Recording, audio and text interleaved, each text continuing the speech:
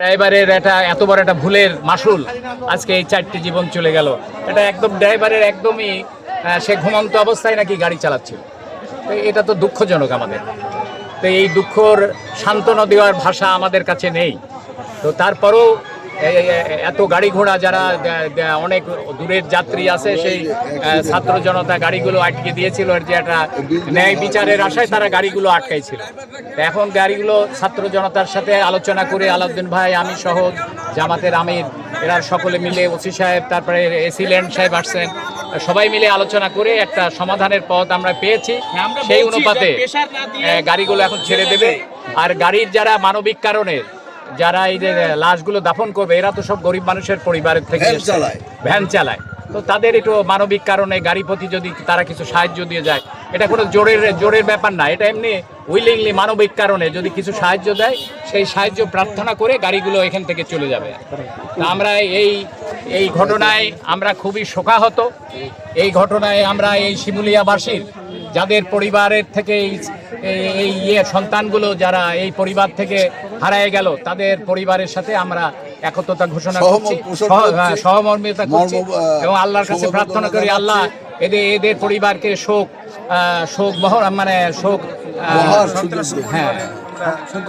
সহ্য করার ক্ষমতা যেন আল্লাহ তাআলা দেয় এবং আল্লাহ তাআলা এই মুসিবত থেকে যেন তাদের উদ্ধার করে। জনগণকে আমরা শান্ত হওয়ার আহ্বান করলাম, যাতে কোনো গাড়ি ঘোড়া ভাঙচুর করে এটা আইন নিজেদের হাতে কেউ না তুলে নেয়, এটাও আমরা আহ্বান করেছি।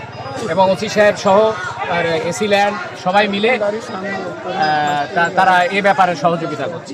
আমরা টিওনো সাহেবকে বলেছি এলার ফান্ডে কিছু সাহায্য দিতে,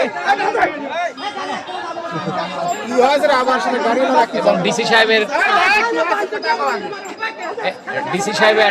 এলার ফান্ড থেকে যেন কিছু সাহায্য দেয়, এটা আমরা দাবি করেছি।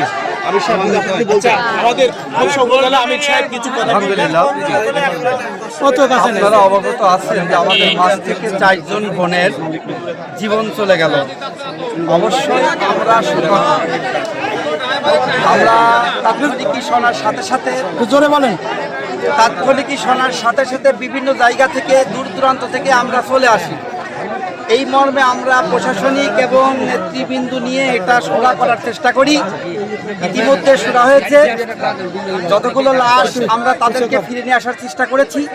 অসুস্থ যারা হয়েছে তাদেরকে উন্নত চিকিৎসার জন্য আমরা পরিকল্পনা গ্রহণ করেছি। যারা পথচারী, যারা আমরা 4 দলীয় বিএনপি এবং অঙ্গ সংগঠন যারা আমরা এসেছি, অনেকেই আর্থিক সহযোগিতা নিয়ে এসেছি। যেমন আমরা ভাই দিয়েছেন, আমাদের সভাপতি সাহেব দিয়েছেন, আলাউদ্দিন সাহেব দিয়েছেন, আমরাও উপজেলার জামাত ইসলামের পক্ষ থেকে আমরা পরিবারে তাদের আর্থিক সহযোগিতা করব এবং পরবর্তীতে তার যতদিন পর্যন্ত সুস্থ না হয় তাদের পিছনে আর্থিক যতটুকু আমরা সাধ্যমতো চেষ্টা করব।